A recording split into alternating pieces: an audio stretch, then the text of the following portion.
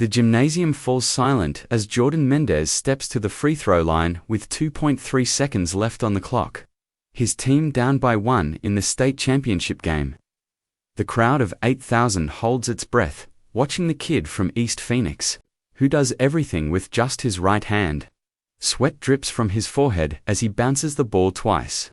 The same ritual he's performed 10,000 times in his backyard. But never with stakes this high, a state title, a full scholarship to Arizona State, and the chance to prove that being different doesn't mean being less. The opposing team's fans are on their feet, waving towels and screaming, while behind him his teammates stand frozen, knowing that their entire season rests on the shoulders of a boy who spent his whole life hearing he couldn't do what he's about to attempt. Jordan closes his eyes for just a moment, feeling the weight of every coach who cut him, every teammate who doubted him, every scout who looked past him because of what he was missing instead of what he possessed. The ball feels perfect in his grip, the leather worn smooth from countless hours of practice, and he can hear his mother's voice from the stands, the same woman who worked double shifts at the diner to pay for his summer basketball camps when no one else believed. This moment isn't just about basketball, it's about proving that limitations exist only in the mind, that heart and determination can overcome any physical disadvantage, and that sometimes the most beautiful stories come from the most unlikely heroes. He opens his eyes, sets his feet, and begins his shooting motion with the fluid grace that has captivated Arizona high school basketball all season long. The ball leaves his fingertips with perfect rotation, and for a split second, time stands still as an entire state watches a one-handed boy attempt to write the most incredible chapter in high school sports history. This is the story of how Jordan Mendez turned his greatest obstacle into his most powerful weapon, and in doing so, changed not just his own life, but the lives of everyone who witnessed his remarkable journey. Hello my friends, before we continue our story, leave your like, share the story, and subscribe to the channel. Thank you. East Phoenix, Arizona, sits in the shadow of the Superstition Mountains, where the desert heat creates mirages on the basketball courts by 10 in the morning. It's the kind of working-class neighborhood where dreams are measured in scholarships and second chances, where single mothers work multiple jobs to keep their kids off the streets and in school. The Mendez family lives in a modest two-bedroom house on Cactus Road, the kind of place where the air conditioning struggles in summer and the heater barely works in winter. Maria Mendez has been raising Jordan and his younger sister Sophia alone since their father left when Jordan was 8, working as a waitress at Denny's during the day and cleaning offices at night. The refrigerator is covered with Jordan's report cards, all A's and B's, and a single basketball schedule from Roosevelt High School, where he's been trying to make the team for 3 years. Jordan was born without a left hand, just a small nub at the end of his left arm that he learned to use for balance and support. The doctors called it a congenital limb difference, but to Jordan, it was simply how God made him, and he never saw it as a limitation until other people pointed it out. His mother worked extra shifts to buy him his first basketball when he was 6, and he spent every evening in the driveway, teaching himself to dribble, shoot, and pass with just his right hand. The neighborhood kids would sometimes stop and stare, but Jordan's fierce determination and natural athleticism quickly earned their respect. By age 10, he was beating kids 2 years older in pickup games at the local rec center, developing an unorthodox but effective style that confused opponents and delighted crowds. The basketball culture in East Phoenix revolves around Roosevelt High School, where former NBA player Marcus Johnson returned to coach after a brief professional career. The Rough Riders haven't won a state championship in 25 years, but they've produced several college players and maintain a reputation for tough, physical basketball. Every kid in the neighborhood dreams of wearing the blue and gold uniform, of playing under the bright lights of the school gymnasium where faded championship banners from the 1970s still hang from the rafters.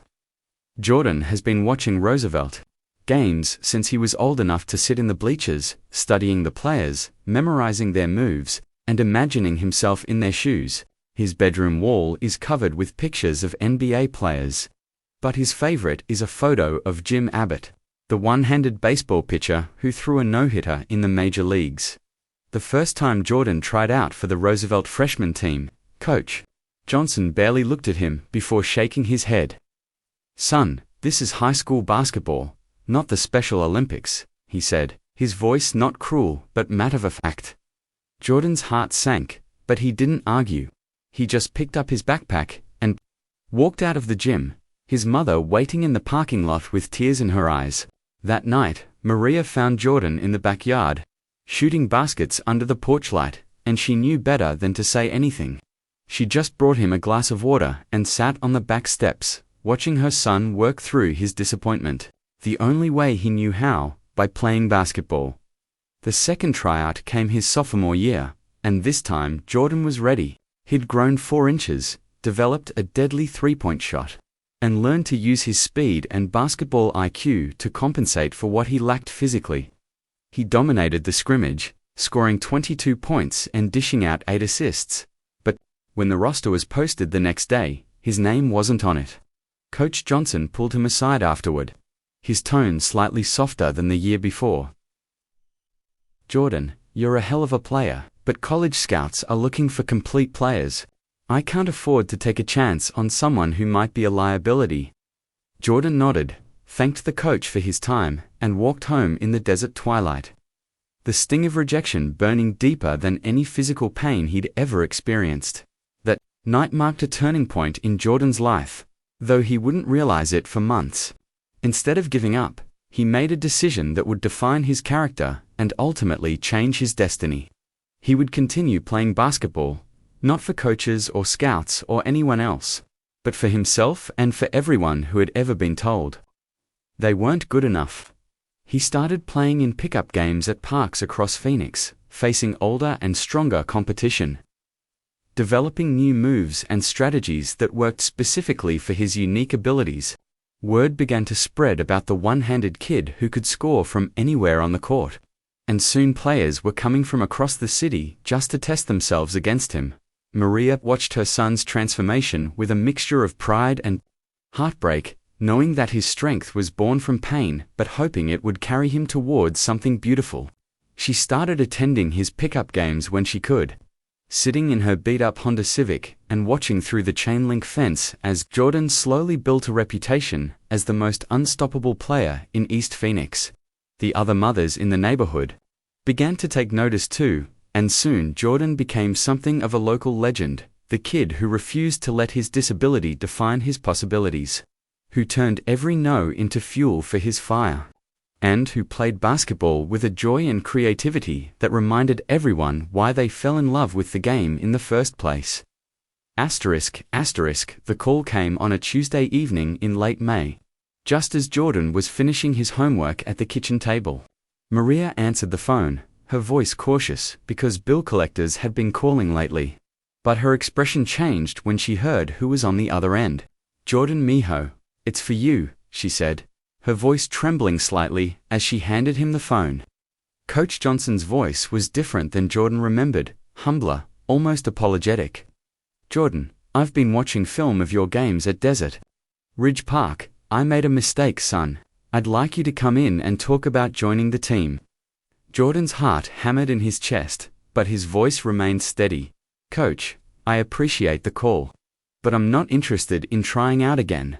I'm interested in playing." The silence on the other end stretched for several seconds before Coach Johnson chuckled. "Fair enough, Mendez. Be here tomorrow at 3 o'clock. We'll talk."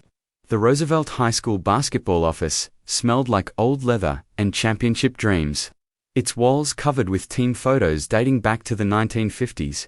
Coach Johnson sat behind his desk, a stocky man in his 40s with graying temples and hands that still showed the calluses from his playing days. Jordan sat across from him, his mother beside him, both of them trying to read the coach's expression.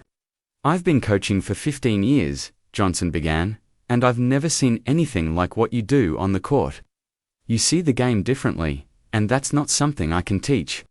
He paused, studying Jordan's face. "But I need to know you can handle the pressure of high school basketball." The crowds, the media attention, the college scouts. Some of these kids have been dreaming of this since they were 5 years old. Jordan leaned forward, his voice quiet but firm. Coach, I've been dreaming of this since I was 5 years old too. The difference is, I've had to work twice as hard to get half as far.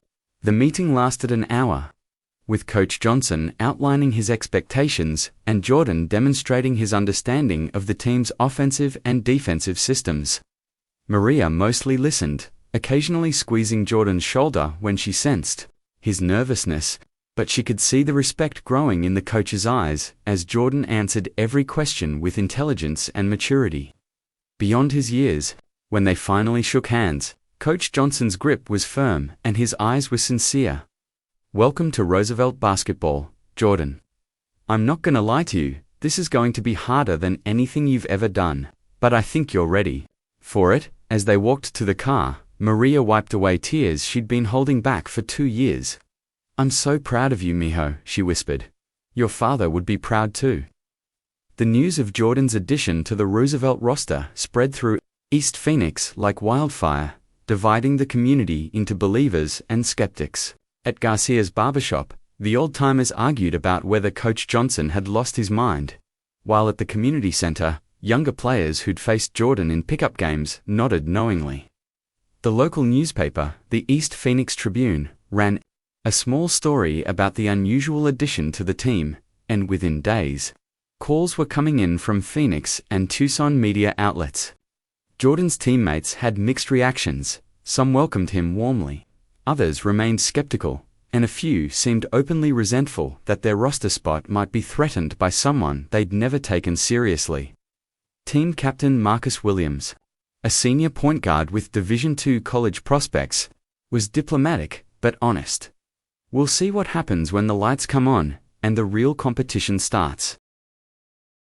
Summer conditioning began in June, and Jordan threw himself into every drill and scrimmage with the intensity of someone who knew he might never get another chance. The Arizona heat was brutal, turning the outdoor courts into furnaces, but Jordan never complained and never missed a session. He arrived early, stayed late, and used every moment to study his teammates' tendencies and perfect his role within the team concept. His shooting accuracy from three-point range was already legendary among local players, but he worked tirelessly on his ball handling, his defensive positioning, and his ability to create shots for teammates. Coach Johnson began to design plays specifically for Jordan's unique skill set, and slowly but surely, his teammates began to see him not as a novelty but as a legitimate weapon. The first real test came during a summer league game against Central High School, Roosevelt's crosstown rival. Jordan had been starting in scrimmages, but this was his first official game in a Roosevelt uniform, and the small crowd included several college scouts and local media members. He was nervous during warm-ups, his shooting rhythm slightly off. But when the game began, something clicked. He scored 12 points in the first quarter, including 3 three-pointers that left the Central players looking at each other in confusion. His teammates began to feed him the ball with increasing confidence, and by halftime, Jordan had 24 points and the crowd was buzzing with excitement. After the game, a reporter asked him about his performance, and Jordan's response would be replayed on Phoenix Sports Radio for weeks. I've been ready for this my whole life. I just needed someone to give me the chance. The summer league success changed everything for Jordan and his family. College scouts began showing up at Roosevelt practices, and the phone started ringing with interview requests from newspapers and television stations. Maria had to take time off work to manage the sudden attention, something they couldn't really afford, but that felt necessary to protect Jordan's interests. The family's small living room became a meeting place for coaches from small colleges across the Southwest, each one trying to understand how a one-handed player could be so effective, and whether his success was sustainable at higher levels. Jordan handled the attention with remarkable maturity, always deflecting praise to his teammates and coaches. But privately, he felt the weight of representing not just himself but everyone who had ever been told they weren't good enough. As the regular season approached, He knew that everything he'd worked for was about to be tested on the biggest stage of his young life. The first game of the regular season arrived on a crisp November evening, and Roosevelt High School's gymnasium was packed beyond capacity. Word had spread throughout the Phoenix metro area about the one-handed kid who could supposedly play varsity basketball, and people came from as far as Tucson to see if the stories were true. Jordan's stomach churned as he walked through the tunnel to the court, the roar of the crowd washing over him like a physical force. His mother sat in the front row, wearing his number 23 jersey, her hands clasped tightly in her lap.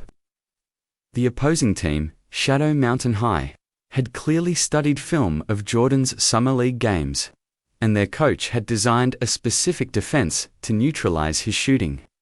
Every time Jordan touched the ball, two defenders converged on him, forcing him to pass or attempt difficult shots over extended arms. The game was a disaster.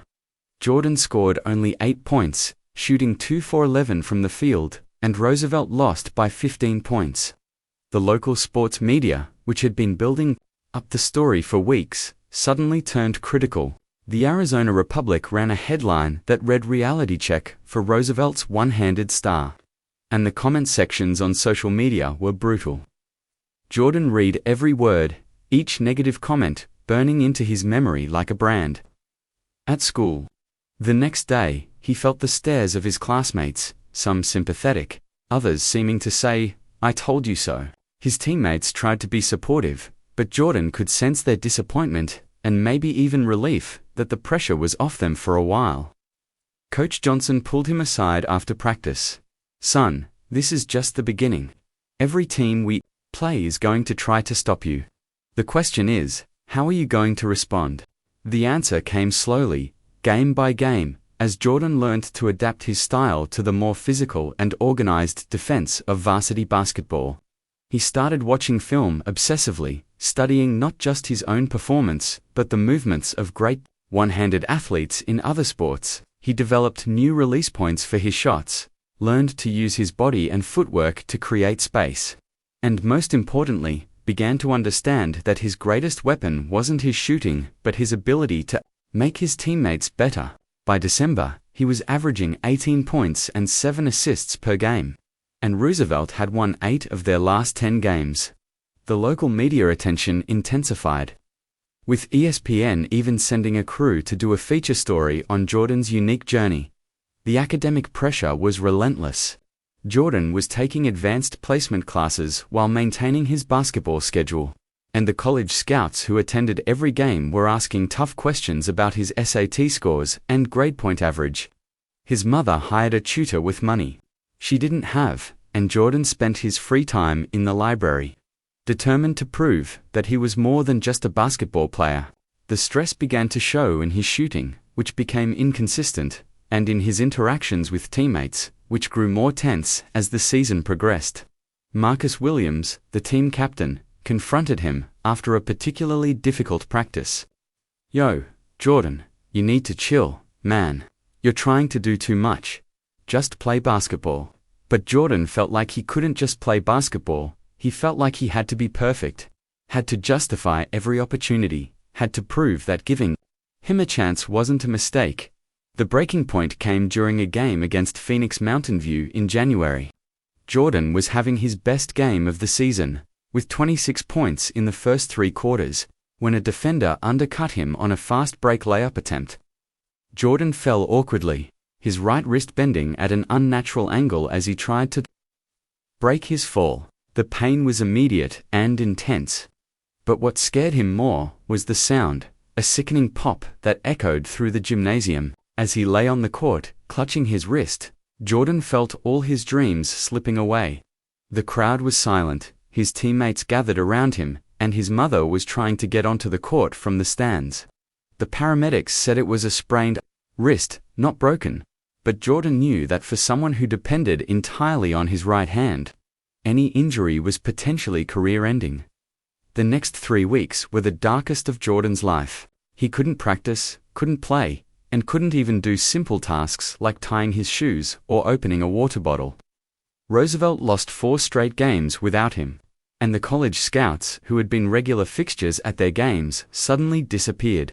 Jordan sat in the trainer's room during practices, watching his teammates struggle without him, feeling useless and forgotten.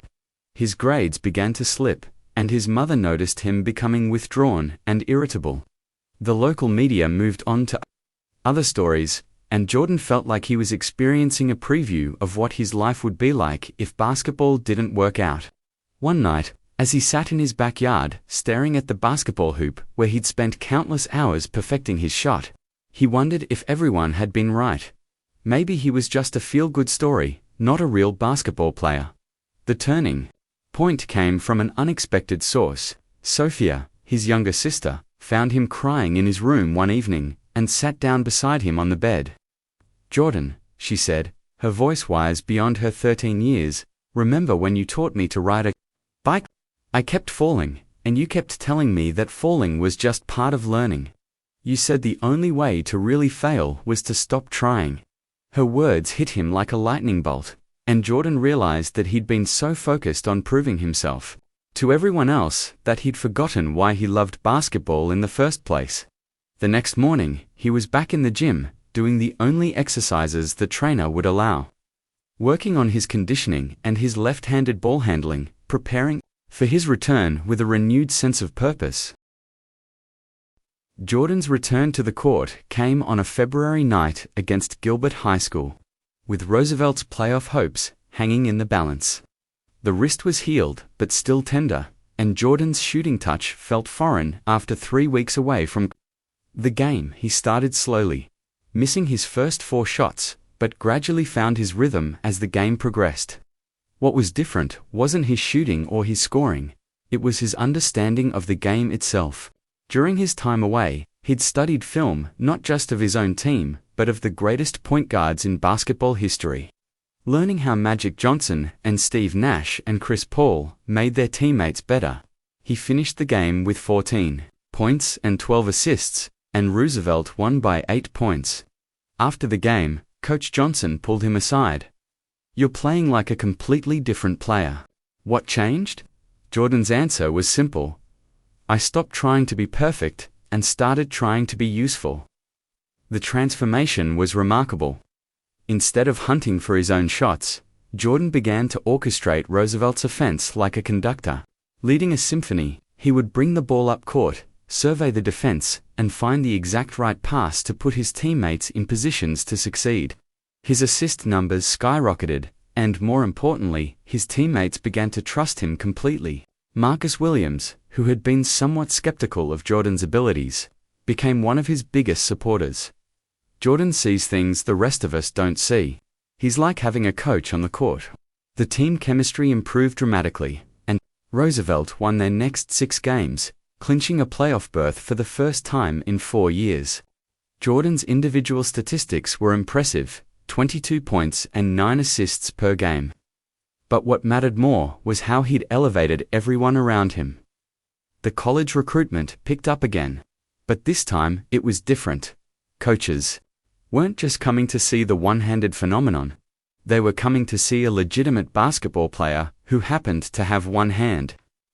Arizona State University, the local Division I school, offered Jordan a full scholarship, and the press conference was held in Roosevelt's gymnasium with the entire school in attendance. Jordan's mother sat in the front row, tears streaming down her face as she watched her son achieve something that had seemed impossible just 2 years earlier. During his speech, Jordan thanked his teammates, his coaches, and his family. But he also had a message for kids who might be watching. Don't let anyone tell you what you can't do. The only limitations that matter are the ones you accept in your own mind. The community rallied around Jordan and the Roosevelt basketball team in ways that surprised everyone. Local businesses sponsored the team, providing new uniforms and equipment. The games became community events, with entire families attending and the pep band playing with an energy that hadn't been seen in years. Jordan's story had spread beyond Phoenix, and the team began receiving letters of support from kids with disabilities across the country. One letter, from a 10-year-old girl in Ohio who had been born without her right arm, particularly moved Jordan. She wrote, I want to play basketball like you, but everyone says I can't. Please tell me how you learned to be so good. Jordan wrote back immediately, and that correspondence would lead to a summer basketball camp for kids with disabilities that he would organize after graduation. The deeper Jordan got into the season, the more he understood that his journey wasn't just about basketball, it was about changing perceptions and opening doors for others. He started speaking at youth basketball camps and community events, sharing his story and encouraging kids to pursue their dreams regardless of their circumstances. His message was always the same: hard work and determination could overcome any obstacle, and the most important victory was the one you achieved over your own doubts. His teammates began to see him not just as a player, but as a leader, someone who could inspire them to perform better than they thought possible. The locker room dynamic changed completely, with Jordan becoming the emotional center of the team. The player everyone looked to when things got difficult. As the regular season wound down, Jordan faced a different kind of pressure. The media attention had intensified, with national sports outlets sending reporters to cover Roosevelt's games. ESPN was planning a documentary about his journey, and there was talk of a book deal. Jordan tried to stay focused on basketball, but the distractions were constant. His mother worried about the effect of all the attention on his studies and his emotional well-being. "Mijo," she said one evening, "don't forget who you are. Don't let all this success change your heart."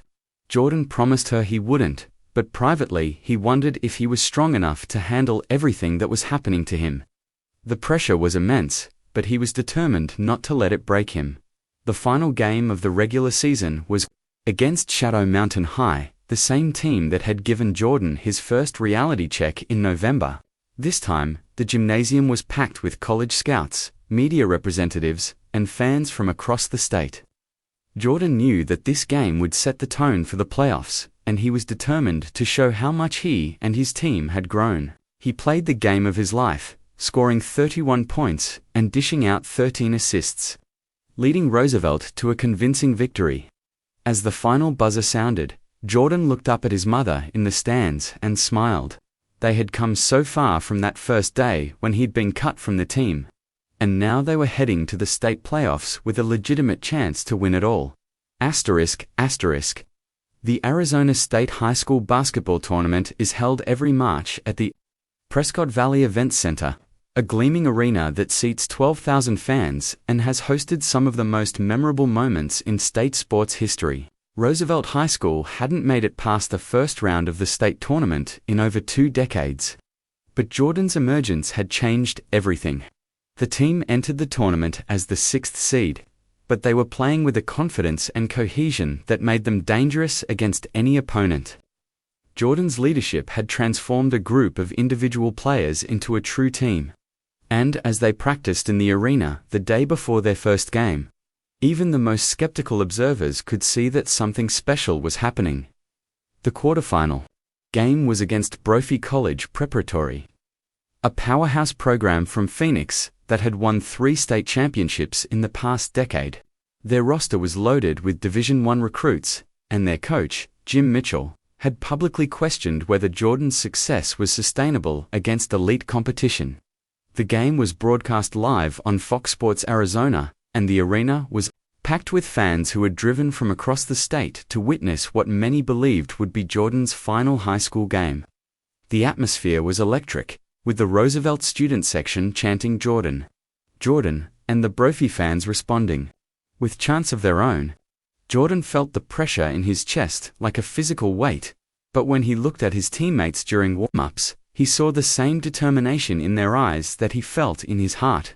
The first half was a back-and-forth battle, with neither team able to establish a significant lead. Jordan struggled early, missing his first 5 shots as Brophy's defense focused entirely on stopping him. But as the half progressed, he began to find his rhythm, not through his scoring, but through his passing. He identified mismatches and exploited them, finding open teammates with passes that seemed to come from impossible angles. Roosevelt trailed by 3 points at halftime, but Jordan's 8 assists had created numerous scoring opportunities for his teammates. During the halftime break, Coach Johnson pulled the team together. They're focusing everything on Jordan, which means the rest of you are going to have open looks. Trust your shots, trust your preparation, and trust each other. The second half began with Roosevelt on a 12-0 run, sparked by Jordan's steal and assist to Marcus Williams for a three. The crowd was on its feet, and Jordan could feel the momentum shifting in their favor. But Brophy wasn't going to give up easily, and they responded with a run of their own, taking the lead with 5 minutes remaining. Jordan's teammates looked to him for leadership, and he delivered, scoring 8 points in 3 minutes while continuing to find open players with his passing. With 30 seconds left, Roosevelt led by 2 points, but Brophy had the ball and a chance to tie or take the lead. Jordan made the defensive play of his life, intercepting a pass and calling timeout to set up the final possession. As the team huddled, he looked each of his teammates in the eye. "We didn't come this far to quit now. Let's finish this." The semi-final game against Mesa High School was even more intense, played in front of a capacity crowd that included college coaches from across the country. Jordan's story had captured national attention, and ESPN was providing live updates. Throughout the game, Mesa had prepared specifically for Jordan's unique style, using a box-and-one defense that shadowed him everywhere he went.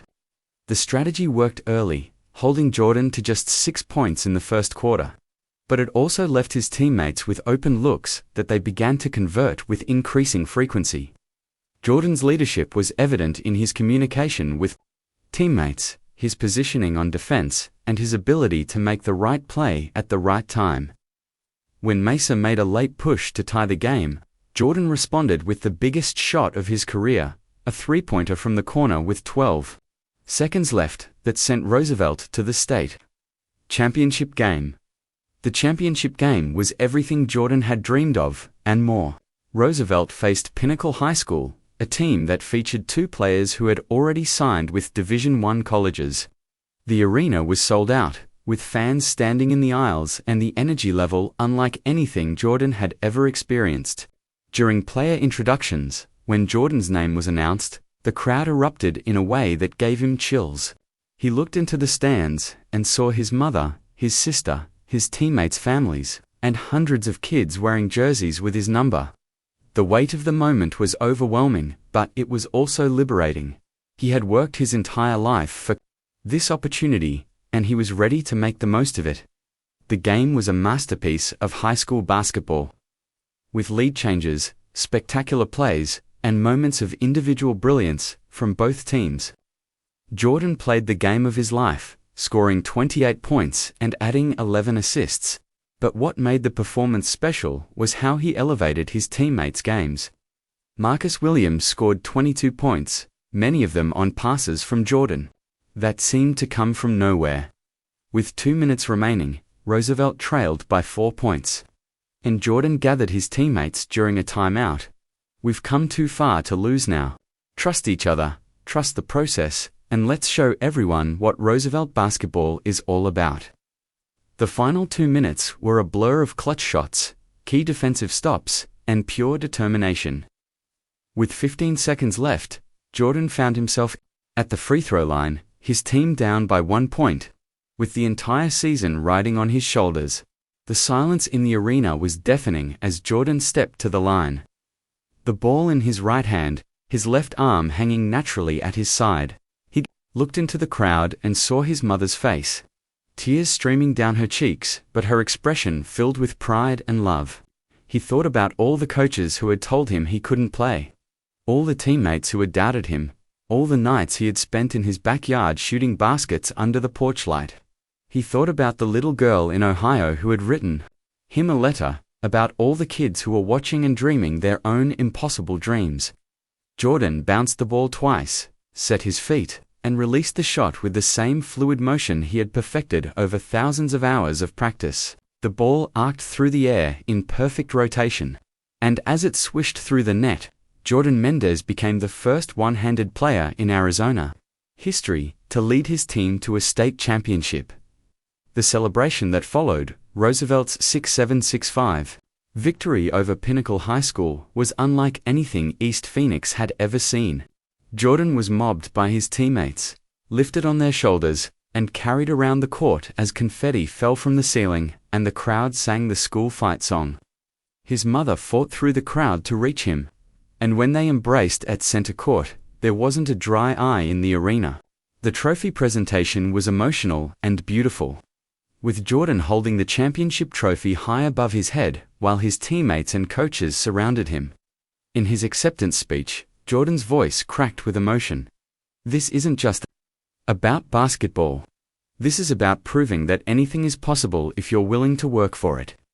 This is for everyone who's ever been told they can't do something because they're different." The immediate aftermath of the championship was a whirlwind of media interviews, celebration parties, and recognition ceremonies. Jordan was named the tournament's most outstanding player, and his jersey was retired by Roosevelt High School in a ceremony attended by the entire student body. The ESPN documentary about his journey premiered 2 months later and won several awards.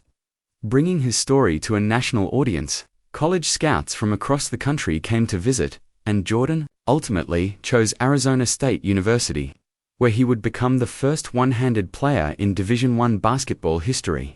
His mother quit her job at the restaurant to manage his growing list of speaking engagements and endorsement opportunities, and the family moved to a larger house in a nicer neighborhood. The long-term impact of Jordan's story extended far beyond basketball. He established the Jordan Mendez Foundation, which provides equipment and coaching for young athletes with disabilities. The foundation's summer camps have served thousands of kids across the country, and Jordan personally attends every session, working with campers and sharing his message of perseverance and possibility. His influence changed the way scouts and coaches evaluate players, leading to more opportunities for athletes with disabilities at every level. Several high schools across Arizona have started adaptive sports programs inspired by Jordan's success, and the state has become a leader in inclusive athletics. The life lessons Jordan learned during his championship season about leadership, perseverance, and the power of believing in yourself shaped him into the man he became. He graduated from Arizona State with a degree in communications and a successful college basketball career, though he never quite reached the NBA level he had dreamed of as a kid. Instead, he became a motivational speaker, author, and advocate for people with disabilities, using his platform to inspire others to pursue their dreams regardless of their circumstances. His autobiography, One Hand, One Dream, became a bestseller and was required reading in many high school English classes across the country. Jordan's impact on the Roosevelt High School basketball program was transformational and lasting. The team won 2 more state championships in the 5 years following his graduation, and the school's academic performance improved dramatically as well. A statue of Jordan shooting a basketball was erected outside the gymnasium, and the court was renamed in his honor. Current Roosevelt players often speak about the standard of excellence and leadership that Jordan established, and coaches from across the state point to his example when teaching young players about the importance of character and determination. The program continues to attract talented players who want to be part of the legacy that Jordan helped create. The community of East Phoenix was forever changed by Jordan's journey. Property values in the neighborhood increased as families moved to the area hoping their children could attend Roosevelt High School. Local businesses flourished as the school became a destination for basketball fans from across the state. More importantly, Jordan's success inspired a generation of young people to pursue their dreams with greater determination and confidence. Youth sports participation increased dramatically, and the local recreation center had to expand its programs to accommodate the demand. The message that Jordan embodied, that limitations exist only in the mind, that hard work can overcome any obstacle, and that success is about more than individual achievement, became part of the community's identity. Today, Jordan Mendez is remembered not just as a great basketball player, but as a symbol of what's possible when talent meets opportunity and determination meets support. His story continues to inspire young athletes around the world, proving that the most powerful victories are often achieved not in spite of our differences, but because of them. In a world that often focuses on what people lack, Jordan showed everyone the extraordinary things that can happen when we focus on what people possess: heart, determination, and the unshakable belief that dreams, no matter how impossible they may seem, are always worth pursuing.